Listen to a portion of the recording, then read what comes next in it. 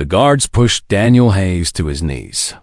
The floor was black and cold like ice. His wrists were locked in strange metal bands that glowed with blue light. He could feel the energy pressing against his skin, making his hands numb. The throne room was the biggest space he had ever seen.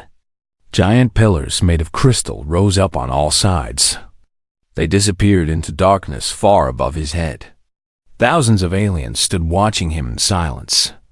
Their skin glowed with soft purple and silver light. Their eyes were large and dark. They looked at him like he was an insect. Daniel was a commander in the human space fleet. His ship was called the Wandering Star. It had been a small vessel with a crew of 40 people. They had been exploring unknown space when they crossed into Volanti territory by accident. The Volanti did not give warnings. They simply attacked. Daniel watched his crew die one by one. The ship was torn apart by weapons he could not understand. He was the only survivor. The Volanti pulled him from the wreckage and brought him here to face their queen. Now he knelt before the most powerful being in the galaxy. Queen Valsereth sat on a throne made of black stone and living fire. She was tall and thin, with sharp features that looked like they were carved from marble. Her skin glowed with a faint blue light. Her eyes were completely black, like two holes in space that swallowed all light. A crown of burning stars floated above her head, spinning slowly. She was beautiful. She was terrifying. She was death itself sitting on a throne. The crowd of aliens parted as a tall Volanti in long robes walked forward. He carried a staff that crackled with purple lightning. This was the High Priest, one of the most important people in the Empire. "Your Eternal Majesty," the High Priest said, bowing low. "This human trespassed into our sacred space. His ship was destroyed. His crew is dead. He alone survives to face your judgment." The Queen looked down at Daniel. Her face showed nothing. No anger, no curiosity, no mercy. "Human," she said. Her voice was deep and cold. It echoed through the chamber like thunder rolling across mountains. "You have entered Volanti space without permission.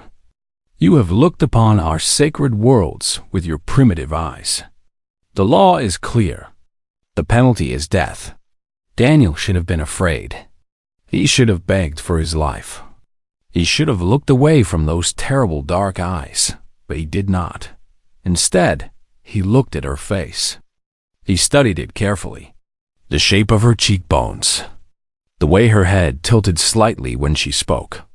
The small scar, barely visible, just below her left ear. Something stirred in his memory.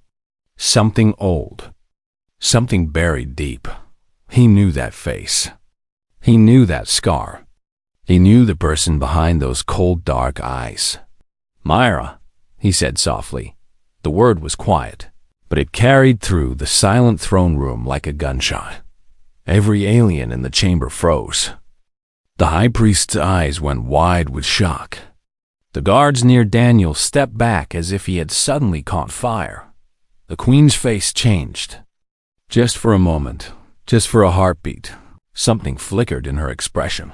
Surprise, fear, recognition. Then her face became stone again.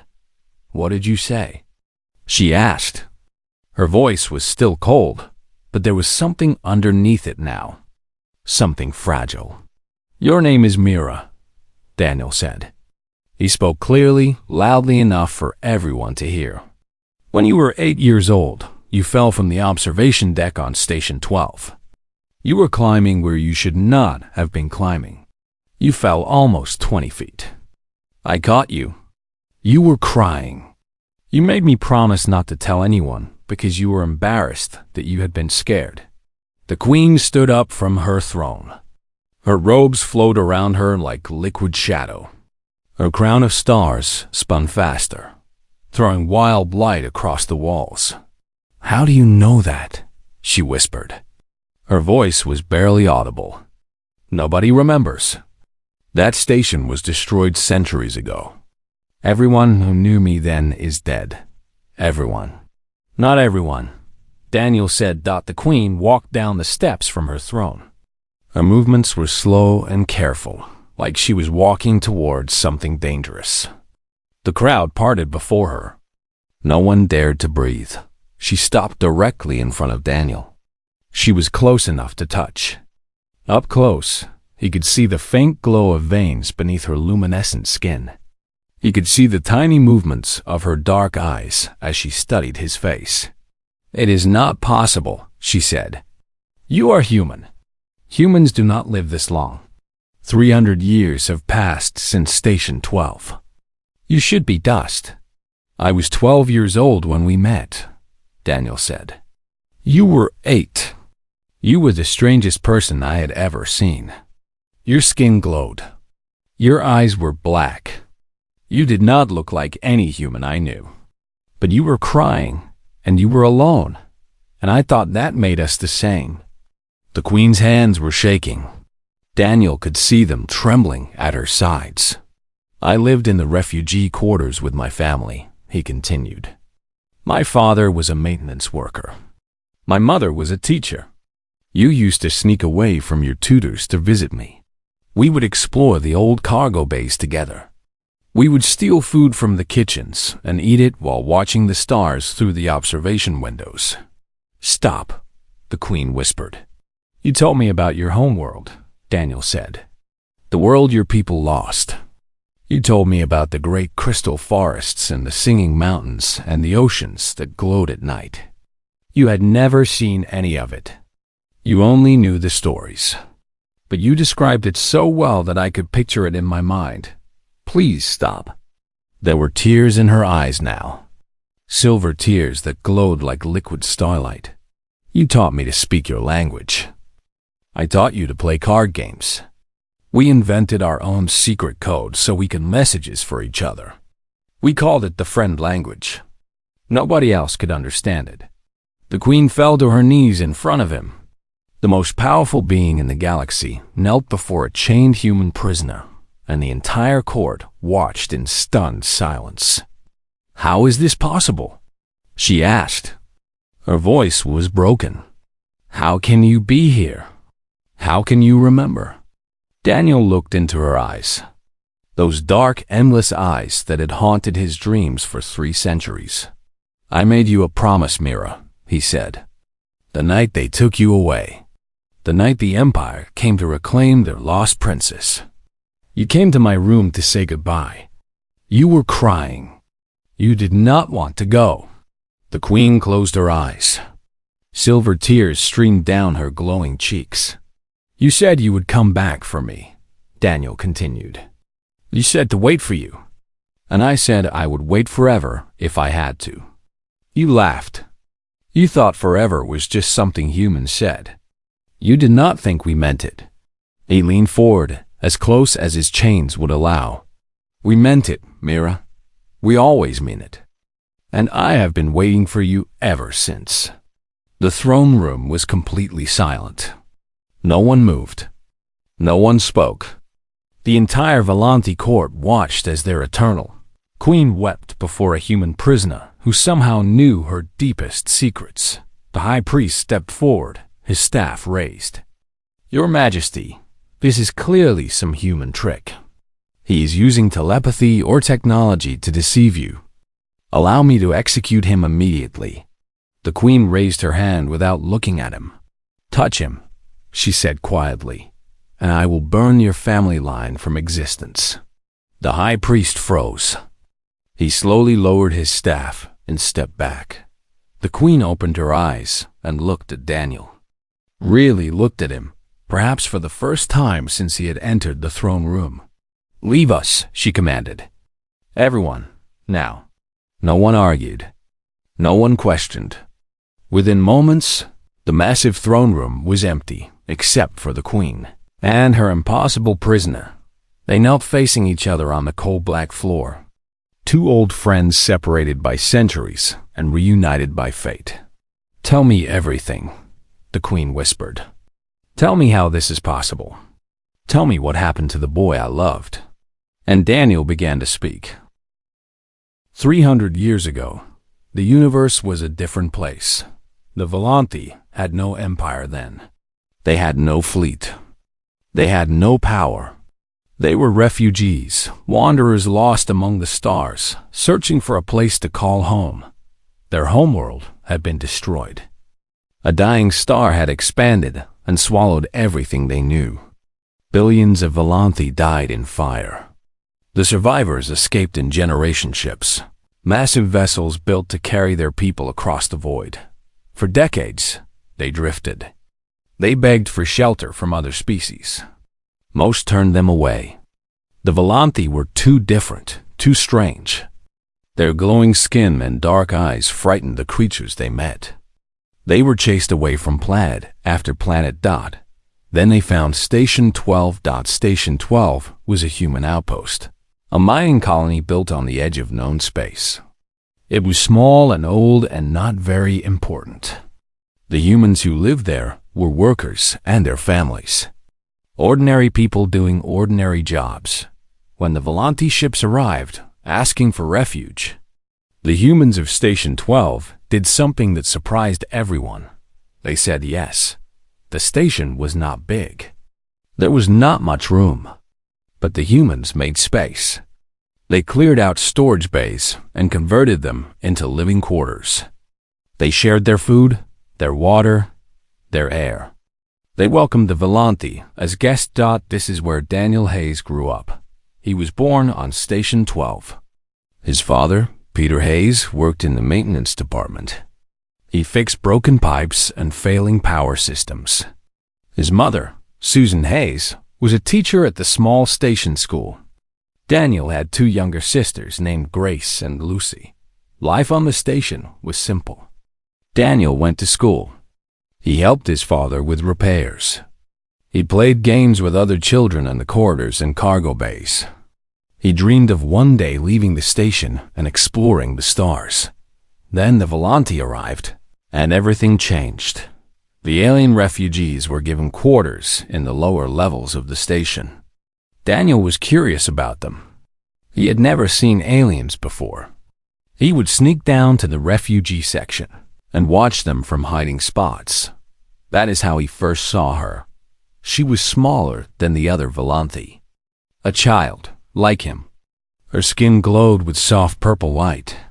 Her eyes were large and black and full of sadness. She sat alone in a corner of the cargo bay, while the adults talked and worked around her. Daniel watched her for several days before he found the courage to approach her. "Hello," he said one evening, stepping out from behind a storage container. "My name is Daniel." The girl looked up at him. She did not seem afraid. She seemed surprised. "You are a human child," she said. Her English was careful and slow, like she was still learning the words. "Yes," Daniel said. "You are a Volanthi child." "Yes. Do you want to be friends?" The girl stared at him for a long moment. Then, slowly, she smiled.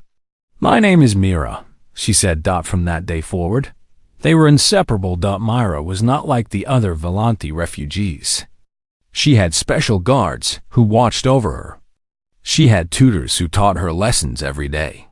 She wore better clothes than the other children. Daniel did not understand why she was different, and Mira never explained. But she was lonely. That much was clear. The other Volanthi children were not allowed to play with her. The adults treated her with strange respect, almost fear. She had no friends. Until Daniel. He taught her how to play human games. Hide and seek in the corridors. Card games in the cargo bays. Racing through the maintenance tunnels when the adults were not looking. She taught him about her people, their history, their language, their customs. She described the homeworld she had never seen, telling him stories that had been passed down through generations. The crystal forests that sang when the wind blew through them. The mountains that changed color with the seasons. The oceans that glowed at night with the light of a million tiny creatures.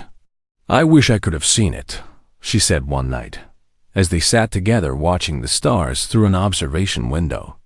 "I was born on the ship. I never saw our world. but I dream about it sometimes. Maybe you can find a new world, Daniel said. A new home for your people. Maybe. She was quiet for a moment.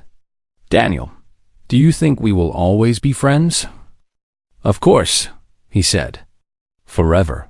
Forever is a long time for humans. I know. I mean it anyway. She smiled at him, and he felt warm inside. They spent 2 years together. 2 years of friendship. 2 years of adventures. 2 years of shared secrets and whispered conversations and quiet moments watching the stars. Then the Empire came. Daniel did not understand what was happening at first. Strange ships appeared near the station. Large ships, powerful ships, with weapons that made the station's defenses look like toys. The adults were scared. Even the Volanthi refugees were scared. But they were also excited. They talked about going home, about rebuilding, about a new beginning. Daniel found Myra in their secret hiding spot. A small space behind the water recycling tanks where no one ever went. She was crying. They are taking me away, she said. Tonight. They are taking all of us, but especially me. Why especially you? She looked at him with those big, dark eyes. I never told you the truth, Daniel. I am sorry. I was not supposed to tell anyone. But you are my friend, my only friend, and I cannot leave without telling you. Tell me what? I am not just a refugee child. I am the last of the royal bloodline. My grandmother was the queen of our world before it was destroyed. When she died, the crown passed to me. I am a princess, Daniel. One day, when I am grown, I will be queen. Daniel stared at her. He did not know what to say. That is why they are coming for me, Myra continued. The Volanthi have been rebuilding. They have ships now. They have power. They need their princess. They need me to lead them. But you are just a kid. You are 10 years old. I will not rule yet. They will train me, teach me, prepare me. But one day, I will be queen, and I will never see you again. The tears were flowing freely down her face now, silver and glowing. I do not want to go, she whispered. I want to stay here, with you. I want to keep being your friend. Daniel took her hands. They were warm, warmer than human hands. Then come back, he said. When you are queen, you can do whatever you want. Come back and find me. It could take 100 years, more. Human lives are short, Daniel. You will be dead before I am ready. Then I will wait for you in the afterlife. Or maybe I will find a way to live longer. Humans are clever. We figure things out. She laughed through her tears. You are silly. I am serious. I will wait for you, Myra. Forever if I have to. You promise? I promise. She hugged him then, tight and desperate. He hugged her back. That night, the Volanthi ships took their people away. Daniel watched from the observation deck as the vessels disappeared into the blackness of space. He stood there for hours, long after everyone else had gone to bed. He never saw Myra again. Years passed, decades, centuries. Daniel grew up. He became a man. He joined the human space fleet and explored the stars. He searched for the Volanthi, for any sign of his old friend, that they were far away in their own part of the galaxy. He should have died. Humans only lived for 100 years, maybe a little more with good medicine. But humanity had learned new things. They had discovered secrets of biology and technology that allowed them to extend their lives far beyond normal limits. Daniel was one of the first to receive the treatments.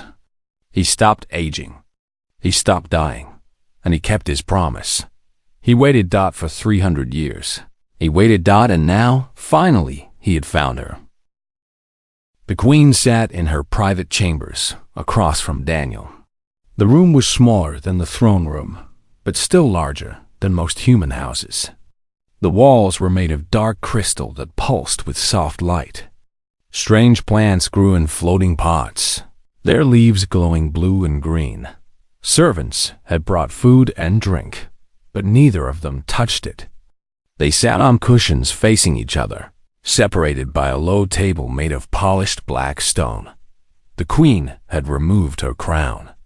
Without it, she looked more like the girl Daniel remembered. Older, yes. Harder, certainly. But still Myra. "I need to understand," she said. "How is this possible? Humans cannot live for 300 years. Your species should have died out naturally by now." Daniel smiled. It was a sad smile, full of memories. Humans are survivors, Myra. We always have been. When we faced extinction on our home planet, we found ways to live. When we ran out of resources, we found more. When we reached the limits of our biology, we pushed past them. You speak of genetic modification? Life extension technology? That and more. Daniel leaned back on his cushion. After your people left Station 12, things changed for humanity. We faced many crises, wars, plagues, environmental collapse. Our home planet nearly died. Billions of humans perished. The Queen listened in silence. Her dark eyes were fixed on his face. But we survived, Daniel continued. And in surviving, we learned. We developed technologies that other species thought were impossible. We extended our lifespans first to 200 years, then to 300, then indefinitely. We are not immortal. We can still be killed, but we no longer die of age. All humans? No, the treatments are rare and difficult. Only a few thousand of us have received them so far. But the number is growing. The Queen shook her head slowly. This is difficult to believe. Our scientists have studied human biology. They said you were a young species, primitive, barely capable of basic space travel. That is what we wanted you to think. The Queen's eyes narrowed. What do you mean? Daniel was quiet for a moment. He was choosing his words carefully. Myra, what I am about to tell you is a secret. A secret that humanity has kept for centuries. I am only telling you because of who you are to me. Because of what we once meant to each other. Tell me, humanity is not what it appears to be. We are not primitive. We are not young. We are not weak. Daniel met her eyes. We are watching. We have been watching everyone for a very long time. The Queen went still. Her glowing skin seemed to flicker. Explain, she said. After the crises nearly destroyed us, humanity came together. We unified in a way we never had before. We stopped fighting each other and started working together. We advanced our technology rapidly, faster than any species in the galaxy had ever done. Within a century, we had surpassed most of the older civilizations. Impossible. We would have noticed. Our scouts would have reported. Your scouts see what we want them to see. We learned early that power attracts enemies. The more powerful a species appears, the more others want to destroy it. So we decided to hide. We made ourselves look weak. We kept our true capabilities secret. We let other species think we were no threat. The Queen stood up. She walked to a window that looked out over the capital city. Towers of crystal and light stretched to the horizon. Ships moved between them like glowing insects. Why? She asked without turning around. Why would you hide your power? Why not use it? Because power is not about control, Myra. It is about choice. We chose to watch instead of conquer. We chose to protect instead of destroy. We chose to remember instead of forget. Remember what? The kindness that was shown to us. The species that helped us when we were weak. The friends we made along the way. The Queen turned to face him. Station 12. Yes, Station 12 and others. When the Volanti refugees came to our station, they had nothing. They were desperate. They were dying. And the humans of Station 12 shared everything they had. They gave without asking for anything in return. I remember. Your people were good to us. The children of Station 12 made a promise, Daniel said. We promised that we would never forget the Volanti, that we would always remember the kindness we shared, that if your people ever needed help, we would be there. He stood up and walked toward her. We kept that promise. Myra, humanity has been watching over the Volanti Empire for 300 years. The Queen's eyes went wide. That is not possible. We would have known. We have the most advanced sensors in the galaxy. We have spies in every major civilization. We would have detected human interference. You detected nothing because we did not want you to. Myra, think back. Think about all the times your empire faced destruction. The wars you should have lost. The assassinations that failed. The invasions that somehow turned back at the last moment. The Queen was breathing faster now. Daniel could see her mind racing through memories. The Third Expansion War, she whispered. We were losing. The enemy fleet had surrounded our homeworld. Then their weapons all failed at once. Every ship in their fleet lost power at the same moment. We thought it was luck. Divine intervention. It was us. Human ships, hidden in the dark between stars, using technology your sensors could not detect. We disabled their weapons remotely. The poison of Velkareth? Someone put poison in my food 20 years ago. I should have died. But the poison somehow lost its potency before I consumed it. The assassin was caught and executed, but no one could explain why the poison failed. We had an agent in your palace. A human who looked Volanti thanks to genetic modification. She neutralized the poison before it could reach you. The plague of silver stars, a disease that should have killed half my people. Scientists found a cure just in time, developed from a plant that only grows on one planet at the edge of the galaxy.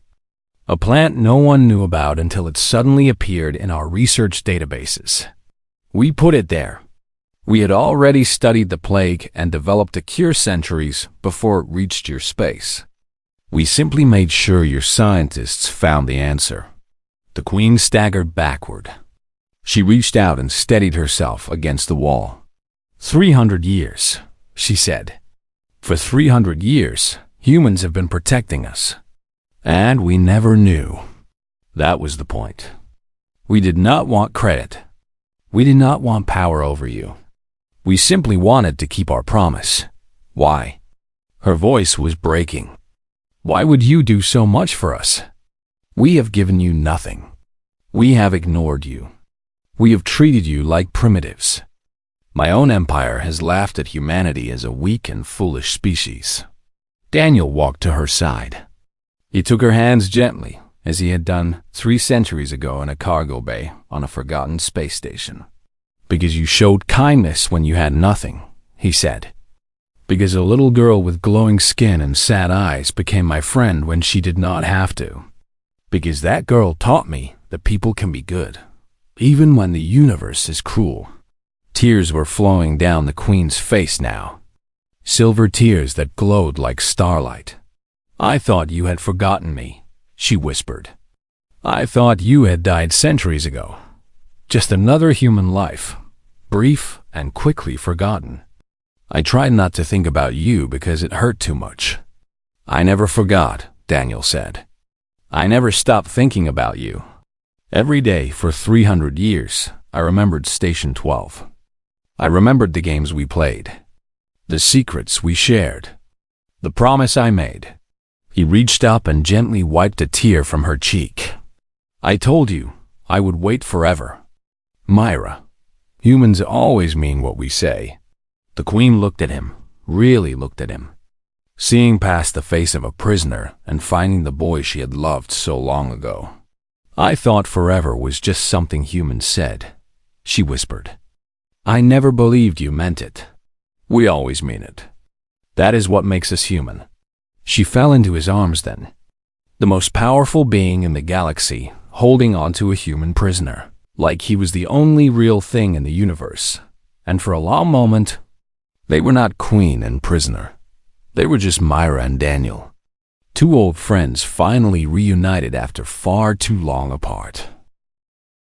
The days that followed were strange ones for the Volanthi Empire. The queen did not appear in public. She did not attend council meetings. She did not receive visitors. The massive palace that served as the center of galactic power was silent and still. Rumors spread through the capital like fire. Some said the queen had gone mad. Others said she had been poisoned by the human prisoner. A few whispered that she was planning to give up her throne. The high priest was furious. He gathered the council members in a great hall and demanded action.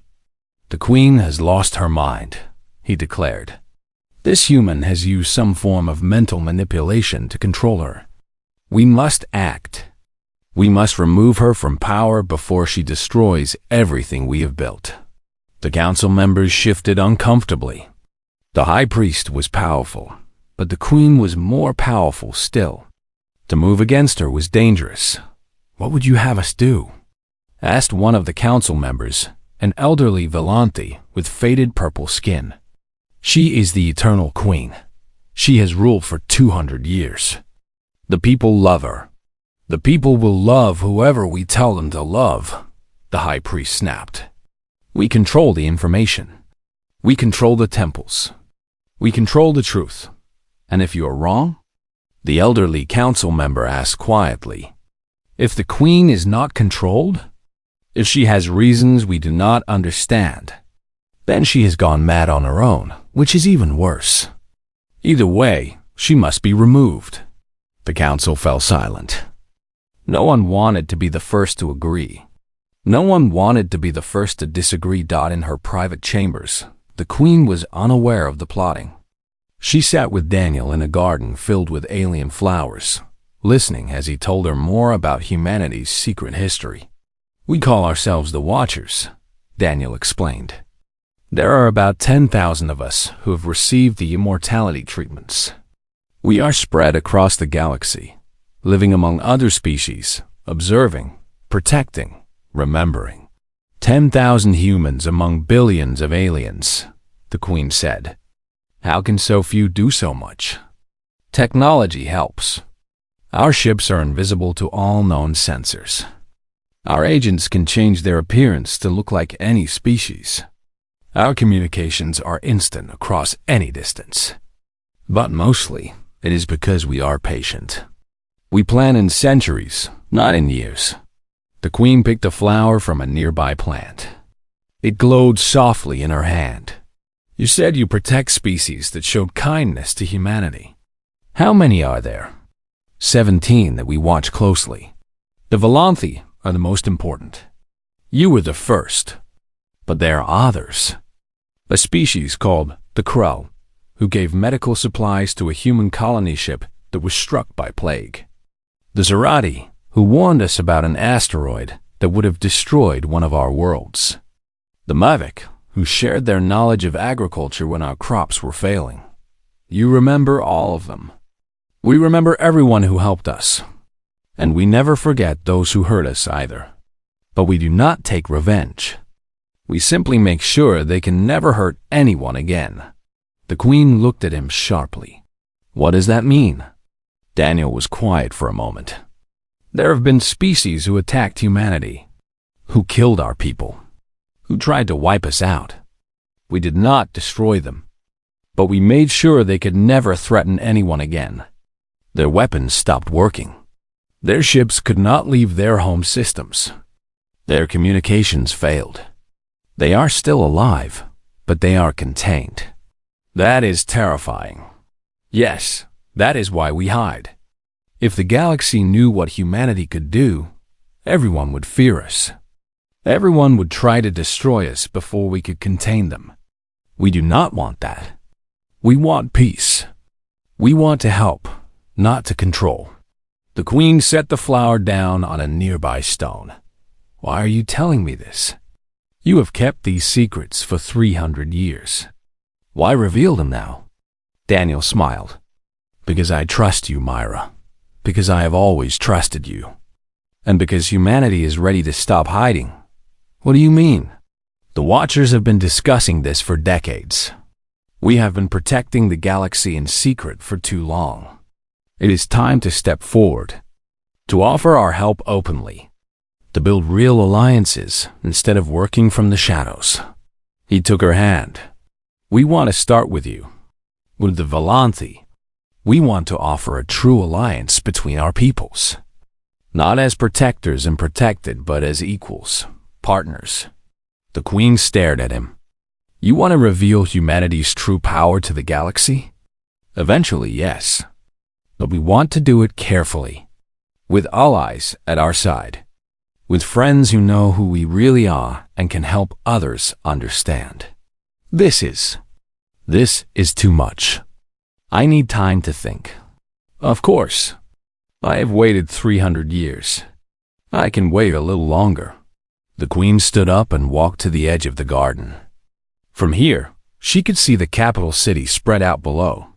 Millions of Volanthi going about their lives, unaware that everything they knew about the universe was about to change. My council will never accept this, she said. The High Priest is already plotting against me. He thinks you have corrupted me. He will use any excuse to take power. We know. We have been watching him for years. He's ambitious, but he's not smart enough to be a real threat. You have agents in my palace? We have agents everywhere. It was necessary to protect you. The Queen turned to face him. There was anger in her eyes now. You have been spying on me, on my people. For 300 years, you have been watching us like we are children who cannot take care of ourselves. We were trying to help by lying to us, by hiding in the shadows and manipulating events behind our backs. How is that different from what any enemy would do? Daniel stood up. He could see the hurt in her eyes, the betrayal. You are right, he said. It was wrong to hide for so long. It was wrong to help without asking permission. We treated you like you could not handle the truth, and that was disrespectful. Yes, it was. I am sorry, Mara. I am sorry for all of it. We thought we were doing the right thing, but we were also scared. Scared that if we revealed ourselves, we would lose everything we had built. Scared that the species we protected would reject us. Scared that we would be alone again. The Queen's expression softened slightly. Humans are strange creatures, she said. You have the power to control the galaxy, and you are afraid of being alone. Power does not protect you from loneliness. Nothing does. Except friendship. Except love. Except the connections you make with others. He stepped toward her. That is why I am here, Mara. Not because humanity needs an alliance with the Volanthi. We do not need anything. We have power beyond measure. But I need you. I have needed you for 300 years. I have been surrounded by billions of people, and I have felt alone every single day because you were not there. The Queen's eyes filled with tears again. I thought about you too, she whispered. Every day. Every night. When I became Queen, I looked for you. I sent scouts to find Station 12, but it was gone. Destroyed in a war decades before I took the throne. I assumed you had died with it. Station 12 was destroyed, but it was not there. I was already exploring the stars, looking for you. We were both looking for each other. For 300 years, we were both searching, and neither of us could find the other. Until now. She took his hand. Until now. They stood together in the garden. The Queen of the Volanthi Empire and the human who had loved her since childhood. The sun was setting over the capital, painting the crystal towers in shades of gold and purple. I do not know if my people will accept an alliance with humanity, the Queen said. There will be fear. There will be resistance. The High Priest will try to stop it. We will face it together. Together. She smiled, and for a moment, she looked like the little girl he had caught on Station 12 so long ago. I like the sound of that. So do I. They watched the sunset together, two people from different worlds, connected by a friendship that had survived 3 centuries and the vast emptiness of space. Tomorrow, they would face the council. Tomorrow, they would reveal the truth. Tomorrow, the galaxy would begin to change. But tonight, they simply enjoyed being together again. After 300 years, they finally had time. The Great Council Chamber was filled to capacity. Every important person in the Volante Empire was present. Council members sat in their elevated seats, wearing robes of purple and gold. Military commanders stood along the walls, their armor gleaming. Religious leaders clustered near the high priest, their staffs crackling with energy. Nobles and diplomats filled every remaining space. The queen entered through the main doors, and the room fell silent. She wore simple white robes instead of her usual royal garments. She had no crown on her head, no jewelry on her hands. She looked smaller than usual, more ordinary. But when she spoke, her voice carried to every corner of the chamber. "I have ruled this empire for 200 years," she began. "I have led you through wars and plagues and invasions. I have built monuments that will stand for millennia. I have made the Volante name feared throughout the galaxy." The crowd murmured approval. "But I have also made mistakes. I have been proud when I should have been humble. I have been humble. I have been cruel when I should have been kind. I have forgotten where we came from." The murmuring stopped. The council members exchanged confused glances. 300 years ago, our people were refugees. We had nothing. We were dying. And a small human station on the edge of space took us in. They shared their food, their water, their homes. They asked for nothing in return.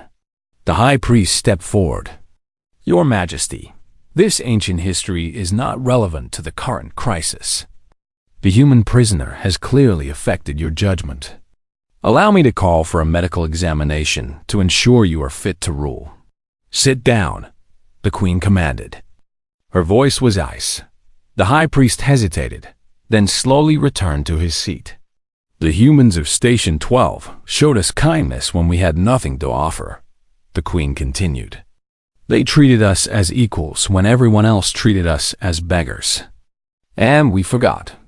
We rose to power, and we forgot where we came from. We looked down on humanity as primitives, as weak creatures barely worth noticing." She gestured, and Daniel walked through the doors to stand beside her. The crowd erupted. Shouts of anger and confusion filled the chamber. Guards moved forward, weapons raised. "Stop," the queen commanded. "He is not a prisoner anymore. He is my guest, my friend. And he has something to tell you that will change everything you think you know about the universe." Daniel looked out at the hostile crowd. Thousands of alien eyes stared at him with fear and hatred.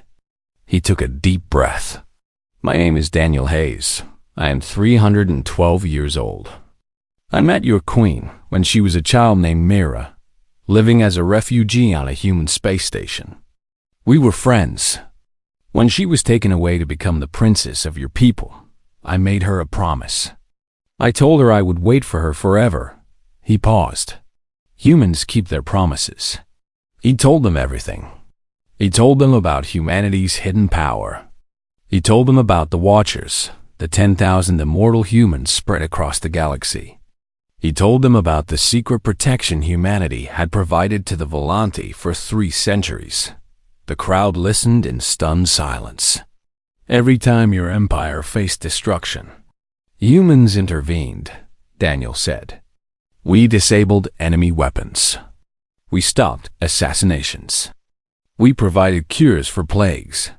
We did it in secret because we did not want power over you. We only wanted to repay the kindness your people showed us long ago." The high priest stood up, his face twisted with rage. "Lies. This is all lies. He's manipulating you with false stories. Humanity is a primitive species. They do not have this kind of technology. They could not possibly have been watching us for 3 centuries. Daniel turned to face him. The third expansion war, he said calmly. The enemy fleets surrounded your homeworld. Their weapons failed. You thought it was a miracle. It was not. Human ships disabled their power systems. The High Priest went pale. The attempted assassination of the Queen 20 years ago. The poison that mysteriously lost its potency. That was us too. We had an agent in the palace who neutralized it. The crowd was whispering now. Many of them remembered these events. They remembered how impossible they had seemed at the time. The plague of silver stars, Daniel continued. The cure that appeared just in time, developed from a plant that no one had ever heard of. We put the information in your databases. We had already studied the disease centuries earlier. The High Priest's hands were shaking. You knew, Daniel said to him. Some part of you knew that something was wrong. That the Volanthi were too lucky. That too many impossible things happened at exactly the right moments. You chose not to question it because you did not want to know the truth. The chamber was completely silent. The Queen stepped forward. Humanity is not our enemy, she said. They have been our protectors, our guardians, our silent friends. And now they are offering us something greater. A true alliance. An equal partnership between our peoples. Why? Someone shouted from the crowd. Why would they offer us anything?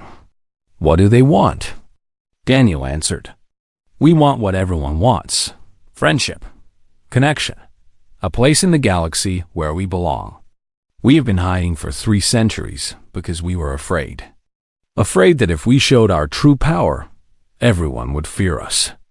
Everyone would try to destroy us. He looked at the Queen. But we are tired of hiding. We are tired of being alone. We want to build something new. A future where species work together instead of fighting. Where kindness is repaid with kindness. Where promises are kept across centuries. The elderly council member who had spoken against the High Priest stood up. You say you have protected us for 300 years. You say you have power beyond anything we can imagine. How do we know you will not simply take control of our empire? How do we know this alliance is real? You do not, Daniel admitted. You have no way of knowing for certain. All I can tell you is what humanity is. We are a species that remembers. We remember every kindness ever shown to us. We remember every promise we have ever made. We remember the little girl on Station 12 who taught a human boy that aliens could be friends. He turned to address the entire crowd. We are offering you our hand in friendship. We are offering you our technology, our knowledge, our protection. Not as masters and servants, but as equals.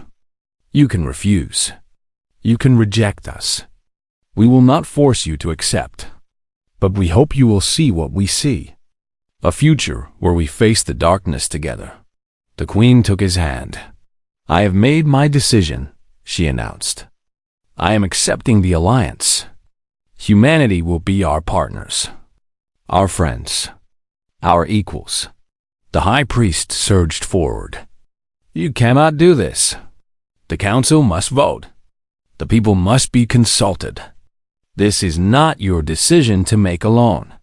You are right, the Queen said. It is not my decision alone. So let us vote. Let us ask the Council what they want. She looked at the assembled leaders of her empire. You have heard the truth.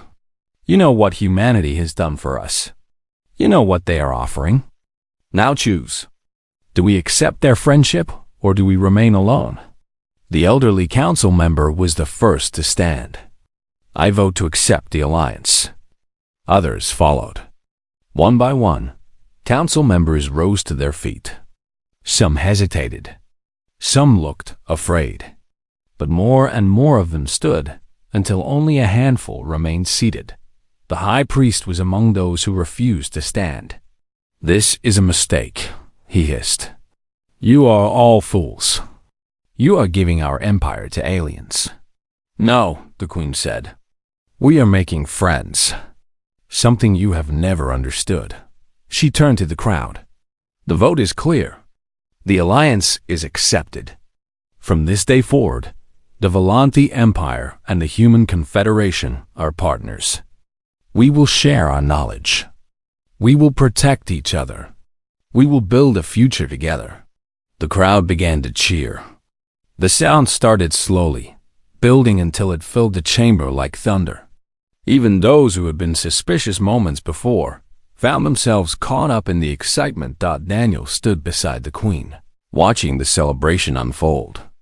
He thought about the little girl on Station 12. He thought about the promise he had made 300 years ago. He thought about all the years of waiting, of searching, of hoping. The Queen squeezed his hand. You kept your promise, she said softly. You really did wait forever.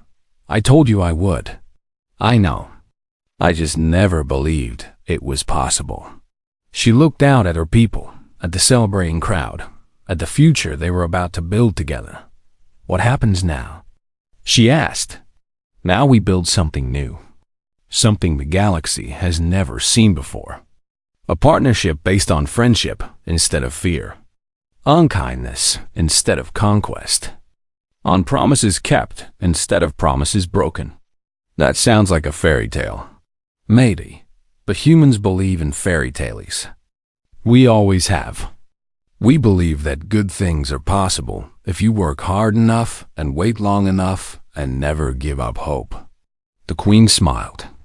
It was the same smile she had given him 300 years ago, when a lonely little girl had found her first friend. Then let us make the fairy tale real, she said, and together they walked into the future. The galaxy would never be the same. The alliance between humans and Volanthi would grow to include dozens of other species. Old enemies would become friends. Old wounds would heal. The hidden protectors of humanity would step out of the shadows and take their place among the stars. But at the heart of it all was a simple truth. Some promises are worth keeping for 300 years. Some friendships are stronger than time and distance. And sometimes, the most powerful force in the universe is not weapons or technology or empires. It is simply the M.